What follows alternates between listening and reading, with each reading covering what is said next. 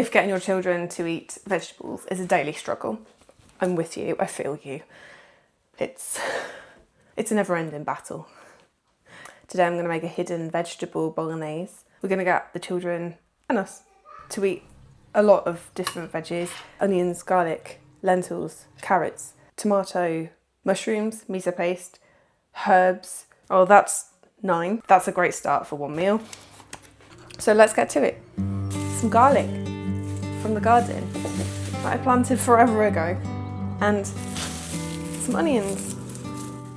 They're not huge this year, neither is the garlic, but it's been difficult growing conditions this year. When you haven't given them any water, it makes you appreciate them so much more, because they've really had to fight to live and produce this year. Today I've got some ground beef to make this bolognese extra umami and to get some more protein in the children. We have green lentils to bulk it out a little bit and to add another vegetable. Carrots, which we will grate very finely. Mushrooms. Miso paste. Miso paste is a fermented soybean paste. It's one of my favourite ingredients in the kitchen. I just had carnage from the other room with the children. They're fine. It adds an umami flavour to any dish, and kind of in the same way like a soy sauce would, or a Worcester sauce. If you don't have miso paste, don't worry, you could substitute with soy sauce, Worcester sauce, or even Marmite would have that same, you know how Marmite's got that like back of the tongue, salty, oh, my mouth's watering thinking about it. Right, let's get to it. I used to spend quite a long time chopping everything really finely so that they wouldn't pick bits out. Until I realised I'd got a food processor sitting in the corner, and that just saves me so much time each week in chopping all of this. We can get it super fine as well, so it's not identifiable. If you don't have a food processor, don't worry, you can just do it with a knife, how I used to do it. When we were really unhealthy, I didn't use it for a good few years because I was just using an oven tray and some oven pizzas really, but I used to waste so much time grating carrot and grating things and cheese until I realised this bad boy gets it done in literally seconds. It's brilliant. I find putting 2 carrots in at the same time fills out that space. They grate more evenly, otherwise it can kind of just go lopsided and then you end up with a big chunk left at the end. Helps when you switch it on as well.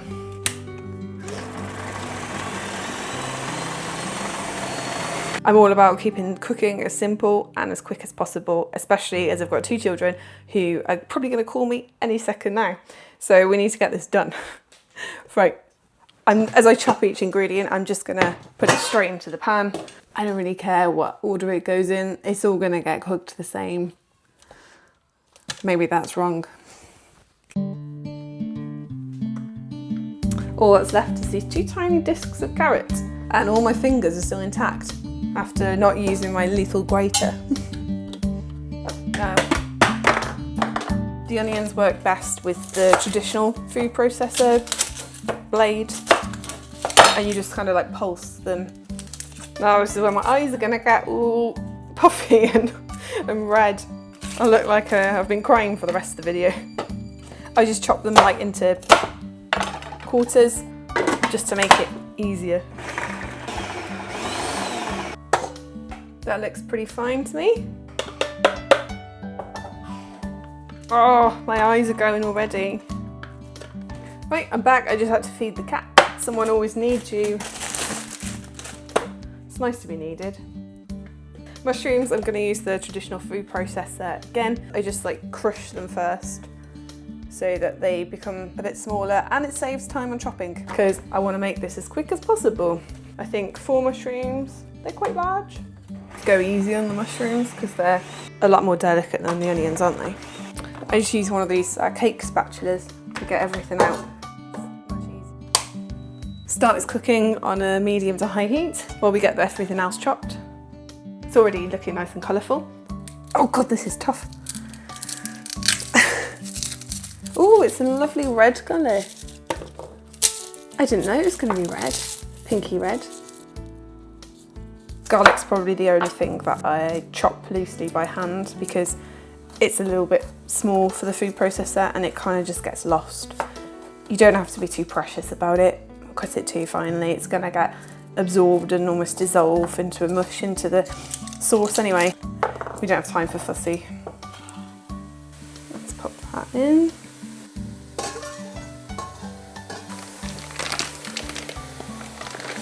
In goes the beef. We'll just start mashing that up, big lumps. Let's add some salt and some ground black pepper.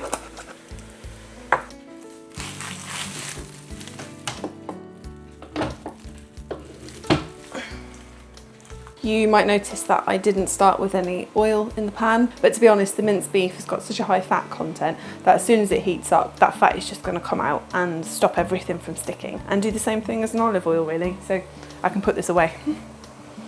Next I'm going to add some miso paste. This is like for a family of 4 plus a bit left over, so I'm going to use a tablespoon. Ah, the novelty of light. Still keep forgetting that I've got that. Ah, isn't that so much better? Why didn't I do that before? All the mess that we've got is a chopping board, and this, everything's just going to go in the one pan. The green lentils I'll open and wash now so that they're ready, but I'm not going to add them because they're already cooked and they're quite delicate, so I'll add them right at the very end. I just kind of balance it on the lid, and that can sit there until the very end when we add them. Let's check on the pan. That's starting to break down nicely. All I can hear is the children singing Blah Blah Black Sheep at the top of their voices. Right, time for some swaps. If you don't have miso paste, then you could use some soy sauce, or you could use Marmite to give like a salty umami flavour. It's not strictly necessary, but it just gives it this extra edge of homemade taste and not something straight from the jar. So it's worth trying. I think it counts as 1 over 30 plants a week as well, because it's from soybeans. So garlic, if you don't have fresh garlic or garlic from the supermarket, try this, chopped garlic. Gonna add some tomato puree now, and then we'll add our tomato passata. You can use chopped tomatoes if you prefer, but I find with the children, the less lumps, the better.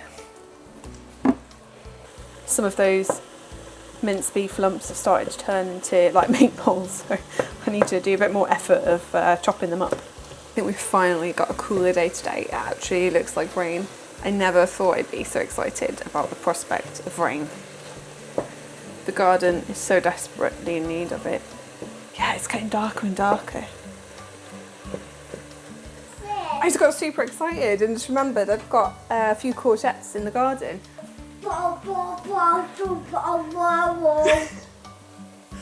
Look at this huge one. That might be a little too much. I'm gonna get the... No, courgette, baby. Courgette. Mummy making some tea. Yeah, making tea. Making bolognese. I like bolognese. You like bolognese? Yeah. And little broccolis. Little broccolis? Yeah. You want some little broccolis with it? Yeah. Salt. And salt. And salt. Right, let's get these grated. Mummy. Yeah. What's that? Can't believe I nearly forgot the courgettes. Mummy. Need to use them up somehow. Guitar. Maybe in a bit, baby.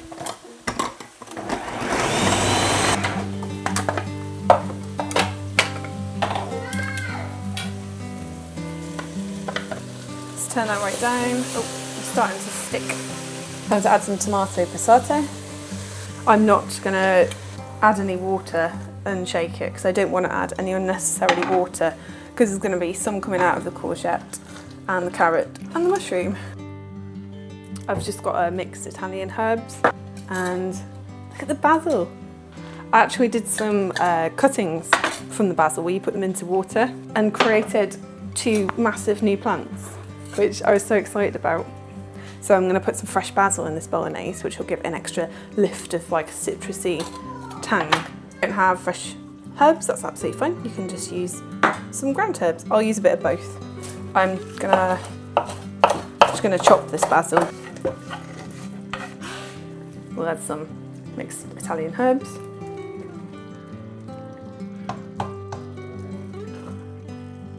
I'm gonna add some smoked paprika because it needs some more flavour. It tastes really tomatoey, but not that strong in flavour. I'm actually going to add more garlic, but time is limited and I'm not going to chop more fresh garlic, so I'm going to add a spoon of this, which I always keep on hand. Now let's add a bit of soy sauce, about a tablespoon. Yeah, that's much better. I still think it needs more salt though.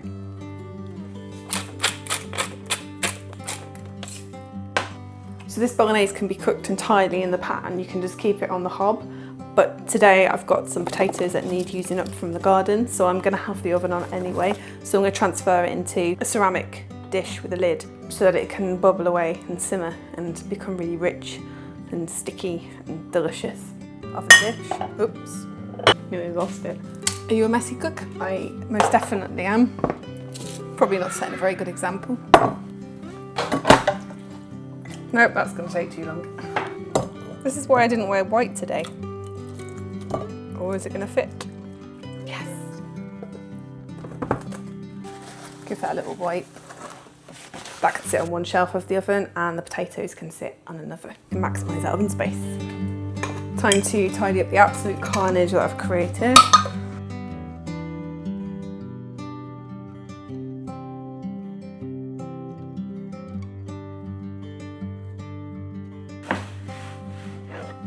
I'm just going to get the spaghetti bolognese out of the fridge because I actually made it this morning at about 7 or 8 o'clock. When you've got children, you just have to make the most of an opportunity, don't you, sometimes? Just going to let it come up to room temperature so I'm not putting a freezing cold dish in the oven. I'm going to make some potatoes now. I know that spaghetti bolognese is supposed to have spaghetti, but we've got like a million potatoes from the garden that need using up, so I was thinking bolognese and roast potatoes. Not conventional, but I'm sure it'd be nice. Look at the colour of these purple potatoes. I think they're called Vittori. And then we've got some self-seeded ones from last year. I think they're Charlotte or King Edward. I should know, shouldn't I? But they've just self-sown from obviously the potatoes left in the ground. Created a whole new plant for free. I'm chopping them like diagonally so that they get maximum surface area.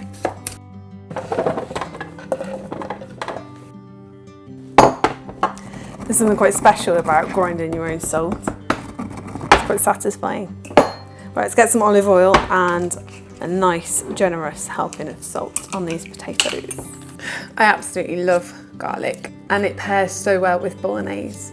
I can't resist using the rest of this lovely pink garlic bulb. I'm going to pop it on the tray. As it roasts, it'll become all soft and mushy, and then I'll be able to squeeze out the garlic puree at the end for an extra bit of flavour. Okay, I'm ready to go in the oven. I'm going to let that roast now for about 30-40 minutes and then come back and check on the potatoes and give them a little toss.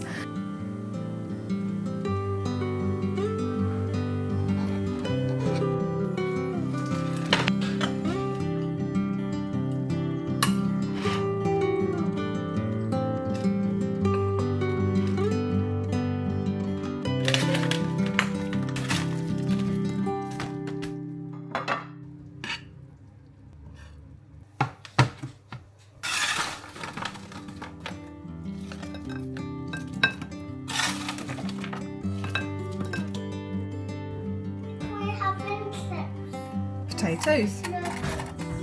Potatoes. Yummy, yummy.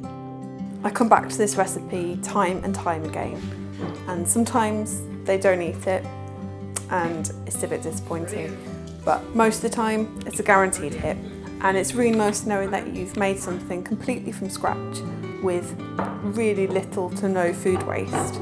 If minimising food waste is something you're interested in, try this video next, where I do my weekly fridge clear out. It's not so much a recipe and more of a formula. That means that you can use up all the scraps and random bits that are left in your fridge each week and make a lovely roast tray of veg using my miso glaze before you do your food shopping. So try that out next, and I'll see you there.